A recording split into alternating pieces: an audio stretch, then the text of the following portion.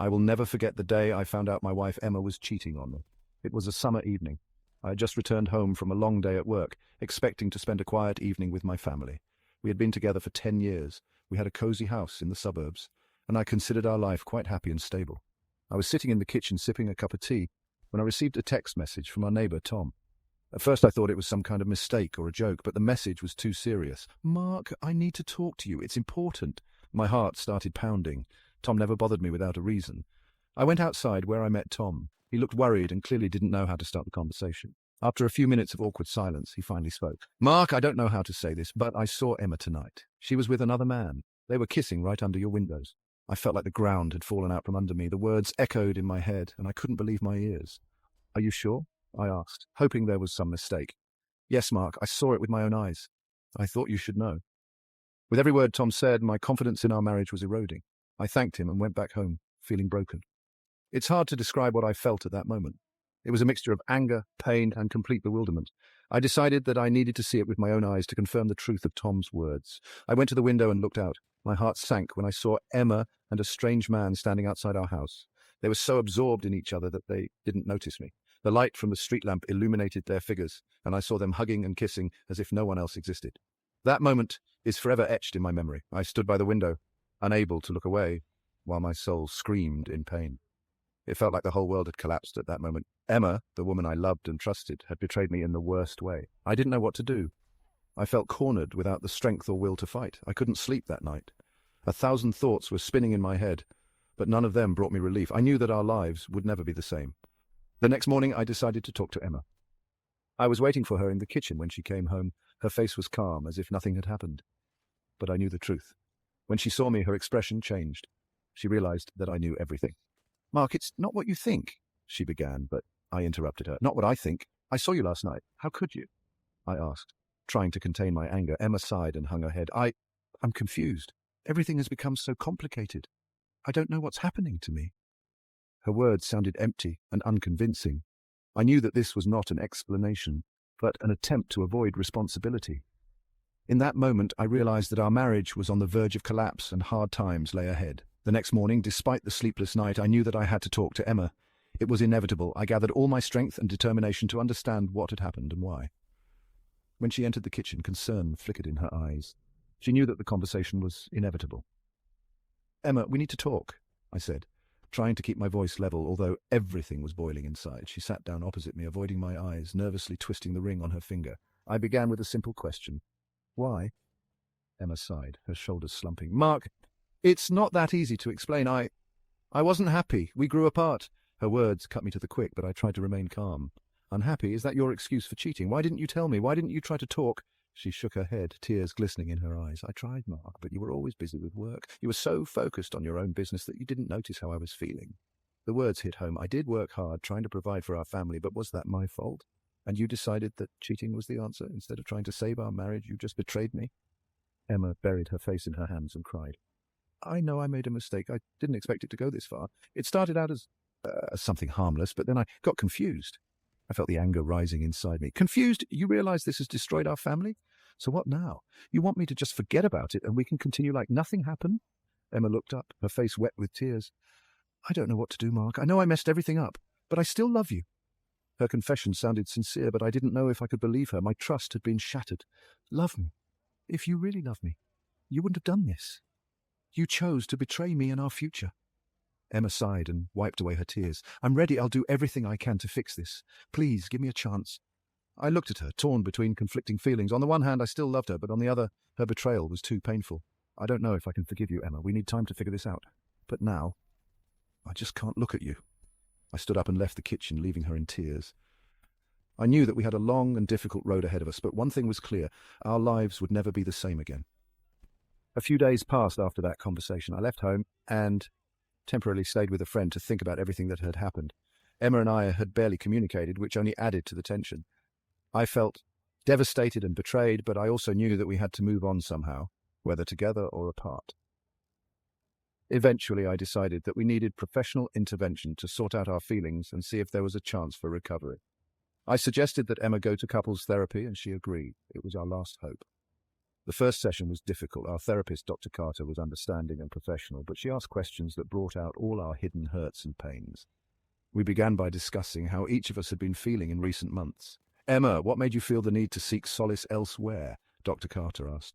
Emma took a deep breath. "I felt lonely and unloved. Mark was always busy with work, and I began to feel that I was unimportant to him. We stopped talking, sharing our feelings. It became unbearable for me." Dr. Carter turned to me. "Look, Mark, how do you see this?" I tried to express my feelings. I worked hard to provide for our family. I thought it was my responsibility. I didn't realize that I was drifting away from Emma. I thought everything was okay until she betrayed me. The therapy went on for several weeks. We discussed our problems, tried to understand each other and find common ground. At some point, I began to feel that maybe we had a chance to restore our marriage. Emma seemed sincere in her apologies and desire to make things right. But deep down, doubts still gnawed at me. Could I really forgive her? Would I ever be able to trust her again? These questions haunted me. One evening when I was back home, Emma and I decided to talk without intermediaries. She suggested having dinner to create a calmer and more trusting atmosphere. Over dinner, she tried to express her feelings again. "Mark, I understand that I have broken our trust. I really want to fix it and regain your trust. I'm ready to do everything so that you can trust me again," Emma said, looking into my eyes. I sighed, trying to find the right words. "Emma, I can see that you're trying, but trust is not something that can be restored overnight. We need time, and I'm not sure if I can ever fully forgive you, but I am willing to try if you are willing to fight for us too." Emma nodded, and I saw genuine regret in her eyes. We decided to give our marriage a second chance and continue therapy. But I knew that this road would be long and difficult. Over the next months, we continued to work on our relationship. There were ups and downs, moments of hope and despair. But gradually, we began to restore our trust and understanding. We learned to speak openly and honestly without hiding our feelings and grievances. However, despite our efforts, the past still remained a shadow over us. Sometimes I caught myself returning again and again to the day when I found out about the betrayal. It was like a splinter in my heart that did not give me peace. In the end, I realized that we not only needed to forgive each other, but also to accept our mistakes and learn to live with them. We were both to blame for the fact that our marriage was in jeopardy. But if we truly loved each other, we could find the strength to move on despite all the trials. This story became a lesson for us. We realized that love requires not only romance, but also effort, patience, and a willingness to forgive. And although our path was full of pain and disappointment, we decided to walk it together, holding hands and believing in a better future. My resolve to try and save our marriage and give it a second chance was tested when I suddenly found myself in court. Emma had filed a lawsuit claiming that I had cheated on her and asking for a divorce with property division. I was stunned and could not believe what was happening. Her accusations were baseless and false, but she presented the court with evidence of my alleged infidelities. Forged messages, photographs, and testimonies from friends who were on her side formed the bulk of her case. I felt betrayed not only by Emma, but also by those I considered friends.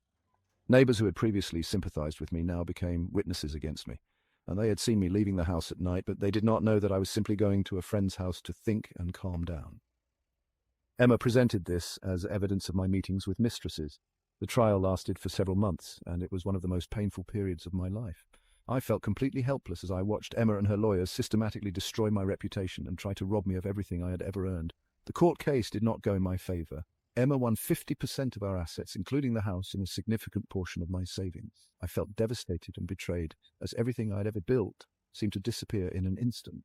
Emma was pleased with her success and immediately moved into our former home with her new lover.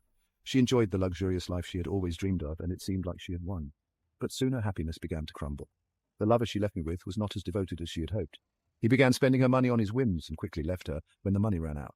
Emma found herself on the verge of bankruptcy and without support. She found a new man, John, who seemed like her salvation. But in reality, John was a man I knew. He was an old friend of mine, and together we hatched a plan to get my property back and teach Emma a lesson. John began to win Emma's trust, promising her help and support. She was too naive and desperate to see his true intentions. He convinced her to invest the rest of her money in a supposedly profitable business, which was in fact a sham. Emma lost everything she had left. One evening, when she returned home, she found that John had disappeared, taking all her valuables with him. She was left with nothing, ruined and humiliated. This time she had no one to help her.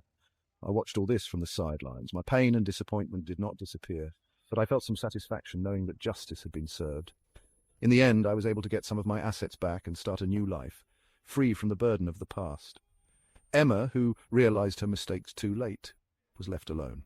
She had lost everything she had and became a symbol of her own greed and betrayal. I hope that this lesson will stay with her for the rest of her life and that she will find a way to atone for her mistakes. After the devastating events of the past year, I slowly began to rebuild my life. It took time and patience, but I was determined to move forward. The first step was to get some of my property back and gain financial stability.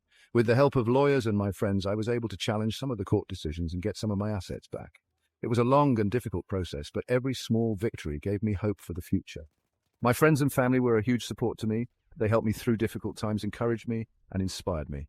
I began to build new relationships and rebuild my social connections. This was incredibly important for my emotional and mental health. I also began to see a psychologist to deal with the emotional trauma that Emma's betrayal and infidelity had caused me. This helped me sort out my feelings and learn to forgive myself for the mistakes of the past. Little by little, I began to feel like I was becoming myself again. Meanwhile, Emma continued to hit rock bottom. After John left her with nothing, she lost her home and found herself in debt. Her lifestyle and desire for luxury backfired. She sought help from friends and family, but most of them turned their backs on her, realizing what she had done to me. One day, a few months after everything had fallen apart, Emma called me. Her voice was full of despair and remorse. She admitted her mistakes and asked for forgiveness for everything she had done. She told me about her suffering and how she had realized her mistakes. This conversation was difficult for me. I still felt pain and anger towards Emma, but I knew that holding on to these feelings was harmful to myself.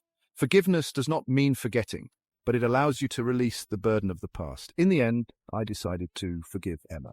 It was not an easy decision, but it allowed me to move on. I wished to find a way to a better life and close this chapter of our story. Now I continue to build my life, doing things that bring me joy and satisfaction. I have learned to appreciate the little moments and enjoy every day. The story with Emma has taught me a lot, and I've become stronger and wiser. Every time I remember the past, I remind myself that life goes on, and although we cannot change what happened, we can choose how to respond to it and how to build our future. Several months have passed since the last conversation with Emma. I continued to work on myself, my career, and re-establish social connections. Life was starting to return to normal, but new opportunities and changes appeared on the horizon that helped me finally turn the page. I received an offer for a new job that required me to move to another city. It was a chance to start over, leave behind all the memories of the past and focus on the future. I did not think long and agreed. The move became a symbol of my new beginning. In the new city, I rented a cozy apartment with a view of the park. I enjoyed the work and I dove headfirst into the new project. The team was friendly and supportive, which helped me adapt quickly.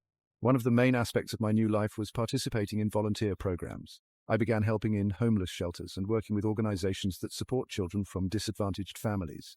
This filled my life with meaning and helped me understand that my problems were not so big compared to what other people face. My personal life also began to improve. One evening, while walking in the park, I met a woman named Lisa. She was smart, beautiful, and incredibly kind. We started talking, and over time our relationship grew into something more. Lisa understood me, supported me, and inspired me. With her, I felt that I could trust and love again. We spent a lot of time together, traveled, and discovered new places. Lisa introduced me to her friends and family, and I felt like I was part of their circle. Our relationships grew stronger with each passing day. Meanwhile, I continued to monitor Emma's situation from afar. She was still struggling with the consequences of her decisions, but I understood that this was her path, and she had to go through it herself. I no longer held a grudge or wished ill upon her. Deep down, I hoped that she would find her way and be able to build a new life. There came a moment when I realized that I had completely freed myself from the burdens of the past. The forgiveness I gave Emma and the new relationship with Lisa helped me regain my mental balance. I learned to appreciate the present and enjoy every day. One day, sitting on the riverbank with Lisa, I realized that everything that happened was an important lesson. I became stronger, wiser, and found my happiness. Life throws us challenges, but it's how we deal with them and what we learn from them that matters. Now, looking back, I see that even the hardest moments can be the beginning of something beautiful. And although my journey has been difficult, I am grateful for everything that has happened, because it has led me to who I am today.